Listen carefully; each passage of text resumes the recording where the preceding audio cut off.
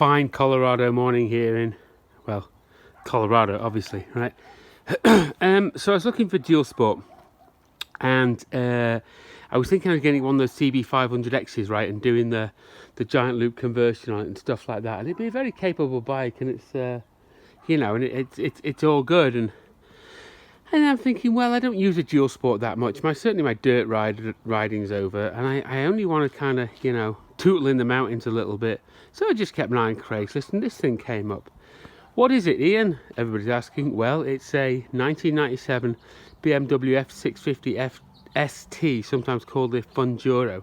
Okay, so what we have is BMW's entry-level motorcycle from 1993 to 2000. I think that's when the model was born. It came in 2 or 3 different ST, the Strada, the Funduro, maybe a couple of others. I think one of them had a 19-inch front wheel.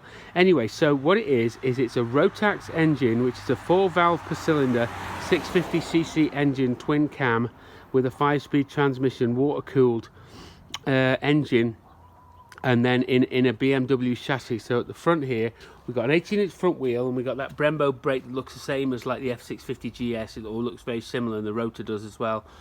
On the back we've got a 17-inch rear wheel, which is the same size as the BMW F650 GS.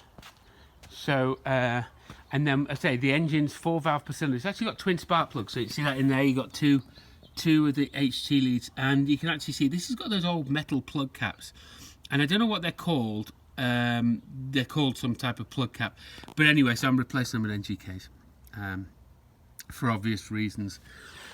Chain drive, say 5-speed, 4.5 gallon tank, singles, and it's actually a really nice little motorcycle. So this popped up on Craigslist for $1,450, and I thought I'll have that. Well, it was actually $1,650, and I chipped him a couple of hundred. So which was good, because I thought, you know, when I buy a bike, you always think, could I sell it and make money? You know, if I don't like it, I don't want it, and change my mind or whatever. And I absolutely, on this, absolutely yes. It's really clean. It's got a few little battle scars. You know, the paint's chipped in places.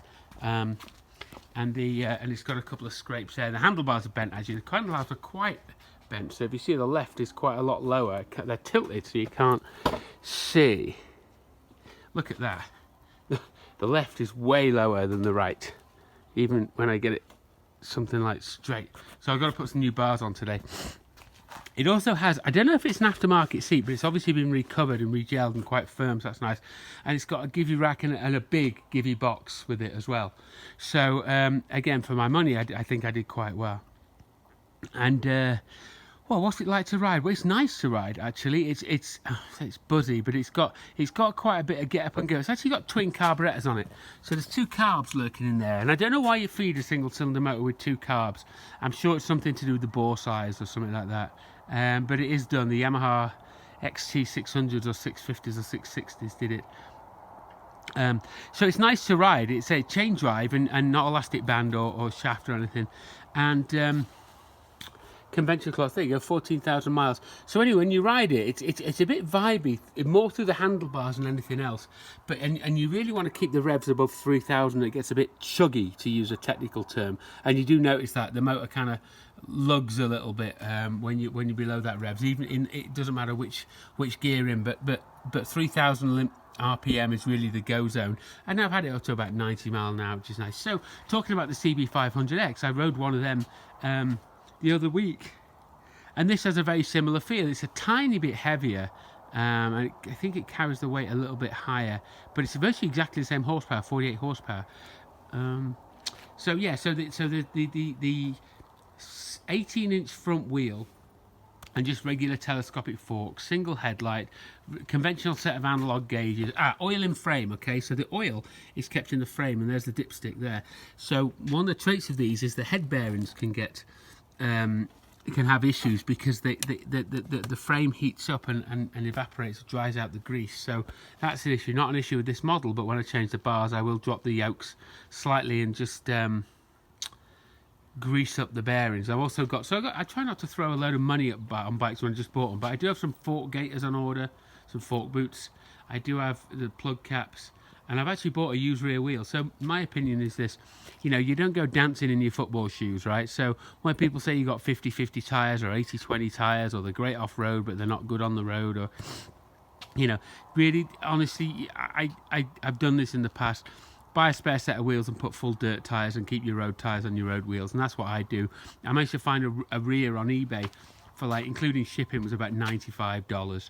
So, and I found a used 17-inch dirt tyre on local on Craigslist, so I'll be able to put that together for like $150 for a dirt wheel. Got this, I don't know what they call it, a platypus catcher or something on the back, but that's going. I'm going to chop down the mudguard. Might be a California model because it's got this exhaust canister here. That's on its way out. Turn signals always break at this interface here. You can see this one's been glued, so poor design again. Cheap Chinese ones are available. So as I say, it's really pleasant to ride. It's just got a little bit of perk and get up and go. It's buzzy, it pulls nicely in top gear. I mean, it's just nice to ride. And this one's been lowered. You see the rear wheel's quite a lot off the ground. So it's got a lowering link on it, and you can see that there. So it's just a shorter link, or longer, I don't know which way. Looks about the same, to be honest, because it's got the stock one.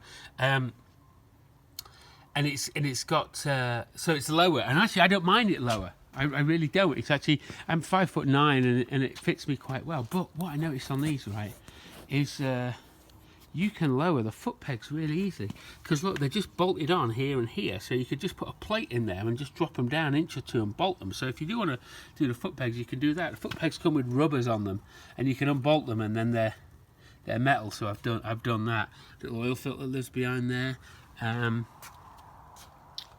So let's take the seat off. Let's fire it up, man. I put it on full choke, and I'll just hit the button there.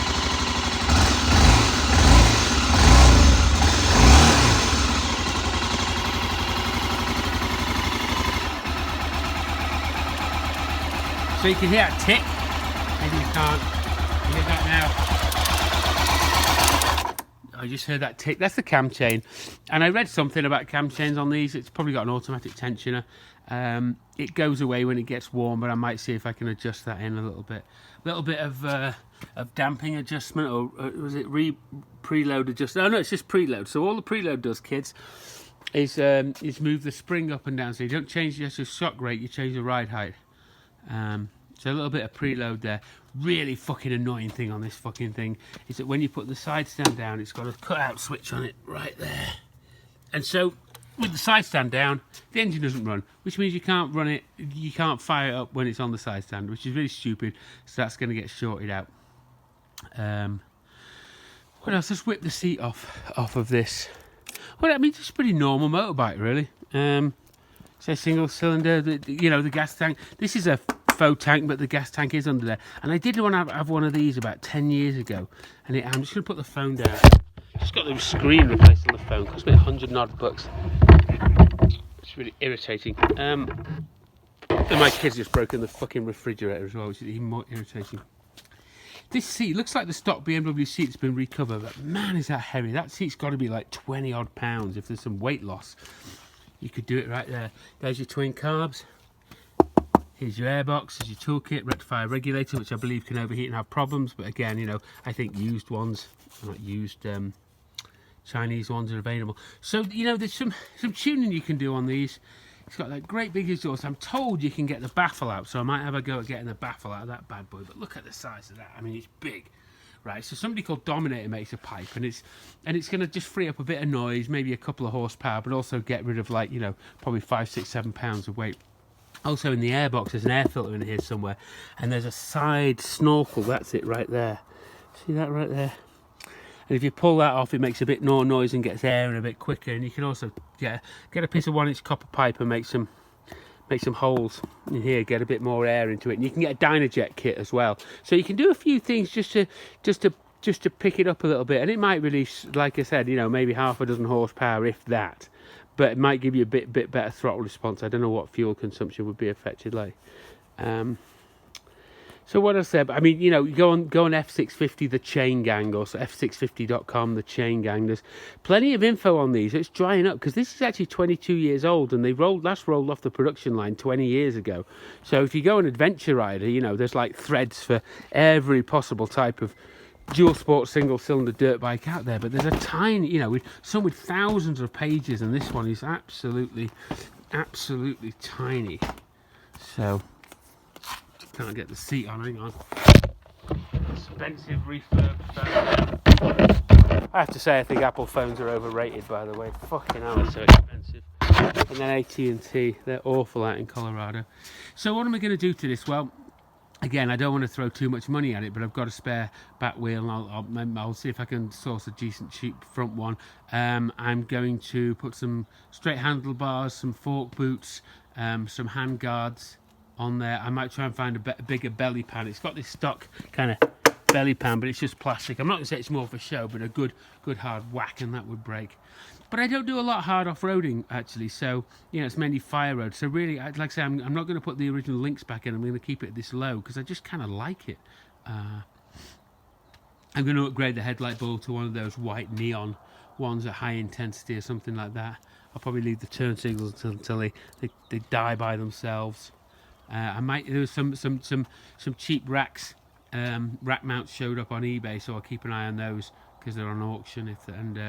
And I'll put some bags, because I'm thinking that, you know, with the top box and a set of saddlebags on the back, you can virtually get everything you need. Not a lot of room for a tank bag here. Very small. This is like 8 inches, like so. That is 8 inches, right? Your thumb to your little finger, around about, or 7.5, whatever. So anyway, so very small tank bag. So you're looking at things like Wolfman, which are, say, stupid money. So don't think I'm a tight arse, right? But I just don't want to throw loads of money at stuff and, you know, and pay for like that Wolfman luggage when, you know, I'm sure it's great gear, and if you used it day in day out for 10 years, it'd hold up. But I'm a bit of a weekend warrior on an off-road bike. Just drive up the mountains, camp, sit on the fire and drink beer. It's got a big shield on it, big windshield. Not particularly effective at doing anything. Just moves where the wind hits you up from like your stomach to like kind of under your neck. Kind of thing. You know, if you're buying one of these, again, just make sure the engine doesn't make too much horrible noise. There's plenty of parts available for them. Plenty of used parts as well. They are BMW, so some things might be like stupid expensive. But I'm really pleased with this. Like I said, it rides really nice, and I'm sure on a really sunny day in April or May in Colorado, this will be more like a $2,500 bike, because it is as clean as it looks in the videos. So I'm going to undo that mod on the side stand. I'm going to take the snorkel off the air filter, and I'll maybe put a K&N in it and do some other stuff, and just try and wake the motor up a little bit, because we do lose a little bit of horsepower here at 5,000 feet. You know, it just takes the edge off engines. So I'm going to cut down the wombat catcher, or whatever the fuck it's called, and do that.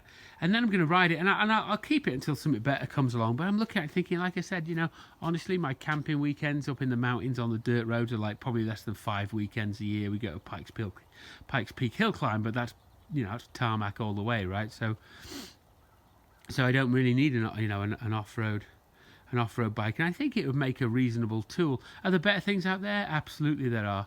Are there more capable things? Yeah, sure there are. But, you know, as an adventure bike, the one thing this will fall down on is it's got about a 4.5 gallon tank.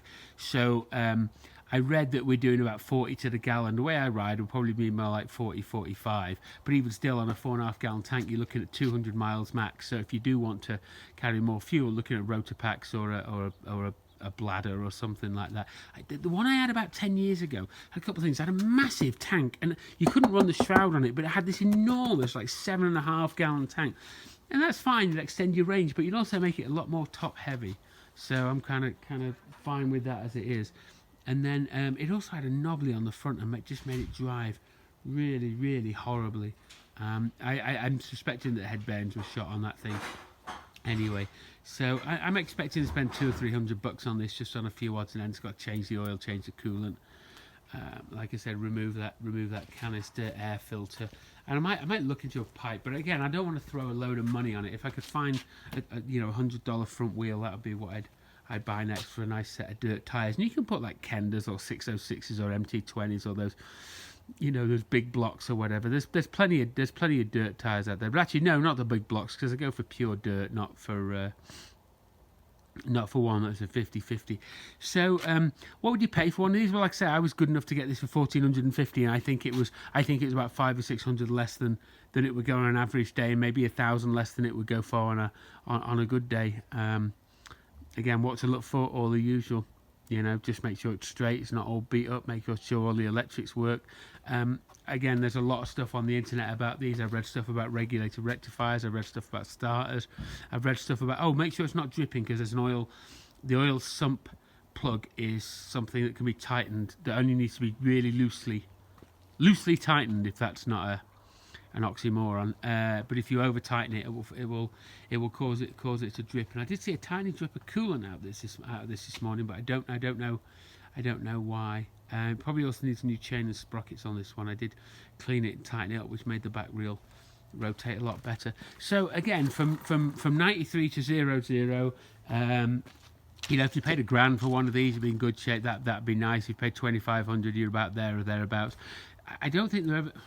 I don't think they're going to be a classic, but certainly I'd say they're a good motorcycle. Not necessarily a great motorcycle. Maybe they're a great motorcycle in virtue of the numbers that they sold, but they're certainly a good motorcycle. And I think that Rotax motor will go forever. I don't know if there's any big bore kits or anything you can get for those to pep them up. But I did, again, I read on the internet, so obviously it must be true, right? That somebody had got about 60 horsepower out of one of these, which I think is probably as much, if not a little more, than you'd actually need. So I say I can't think of. Well, I can always think of plenty of things to say. What's in the garage? Merc. Fucking Mercedes takes up all the room in the garage, and the Goldwing, the GS550, and a FJ12 there.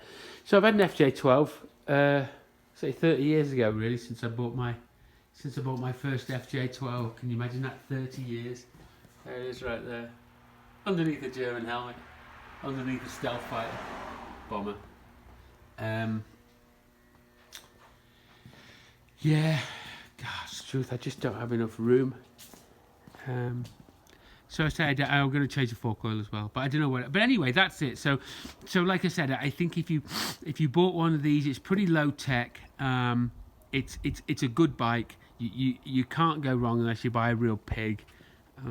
You know, parts are available, information's available. Just put some gas in it and get out and ride it. That would be my thing. And in fact, I think I'm going to do that. I'm going to change the handlebars today. One thing, handlebars though. I'm going to use the BMW ones because they got a thread on the inside, so you can attach bar end weights to them. So I think I've got a set on that Goldwing that's in there.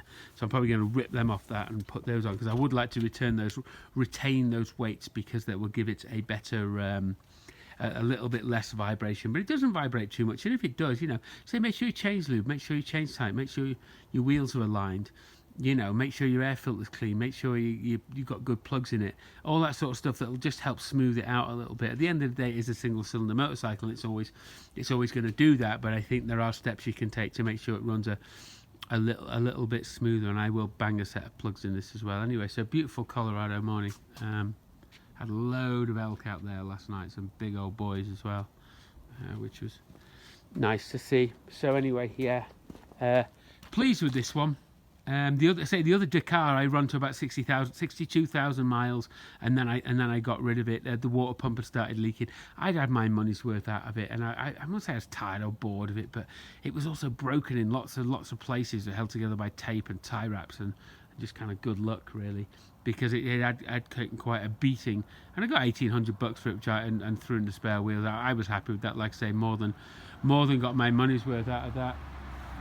And hopefully I'll get my money's worth out of this as well. But I'm going to say I'll truck it around and make it into something. Because here's the thing, guys and girls, right? Everybody buys the 1200 GS or the Tiger 1200 or whatever, the KTM 1190. You know, they're sports tourers, man. You know, and do dirt road.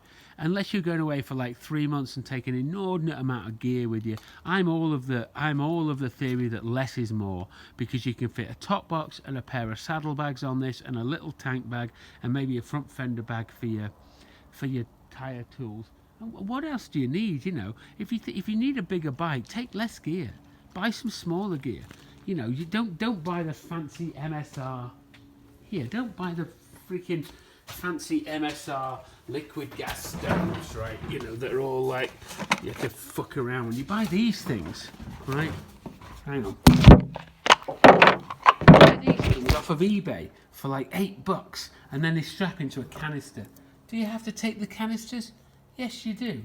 But that's okay. Look at it. It fits in a box the size of like, it's not even the size of a fag packet, right? You know, so minimise the amount of gear that you take. Think about what you're taking. Buy stuff that's small, and then you don't have to have a freaking enormous bag, an enormous bike to carry it all in. Although I might be looking at 1200 GS today. One in Fort Collins, a guy popped the motor coming over Rocky Mountain National Park. He said it made an horrible, violent noise and stopped, so we got it towed. And he wants $3,000, and it's got a lot of accessories on it. So I might get that and part it out. But somebody else is looking at it first, and if they've got half a brain, they'll be buying it because you can drop a motor in that thing used for about $1,500. So for $4,500, you do get a lot of motorcycle if that's your thing. And like I said, I would buy it. But not because I want one, only to make money. Because at the end of the day, boys and girls, we're all driven by greed.